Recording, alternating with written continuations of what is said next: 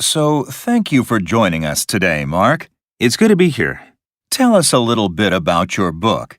The book is called Izakaya, the Japanese pub cookbook, and it's a cookbook with recipes.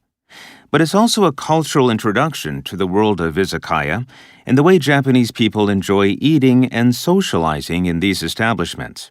I see. What motivated you to write the book?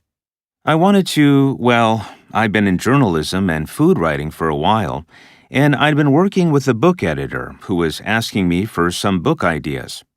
And I'd wanted to convey to Western audiences how Japanese food and Japanese people are not necessarily so formal and ritualized as foods like sushi or kaiseki give the impression of. Sure.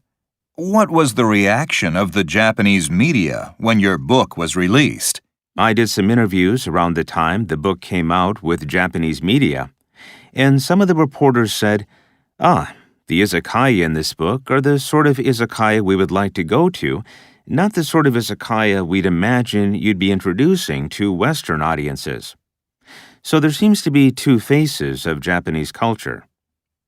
One is there's a side of the Japanese culture that is the side that many Japanese people want to show to the rest of the world, and then there's the side of Japanese culture that Japanese people enjoy for themselves, and don't think is worth promoting abroad.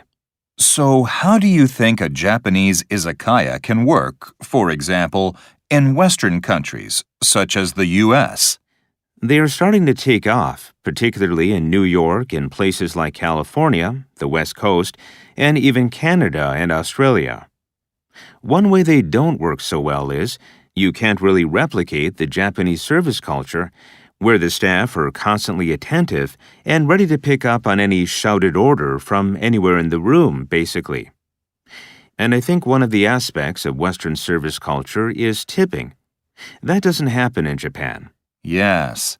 And a lot of the relationship with your waitstaff is actually colored by this economic relationship of you will tip the waiter depending on how well they serve you. In Japan, it's not a question at all. The person serving you is working, gives the impression of working, purely because they're happy to be working there and serving you.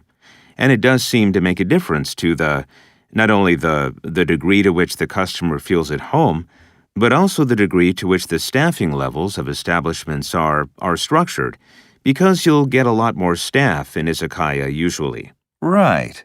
Particularly in Australia, unionized rules and overtime and extra, like staff costs, payroll costs, make it very hard to run an establishment just like an izakaya.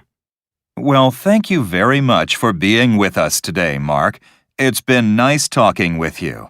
Thanks, I've enjoyed it. Questions. Number 26.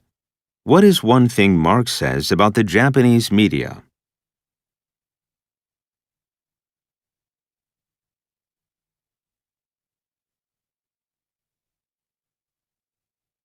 Number 27. What is one thing Mark says about service culture?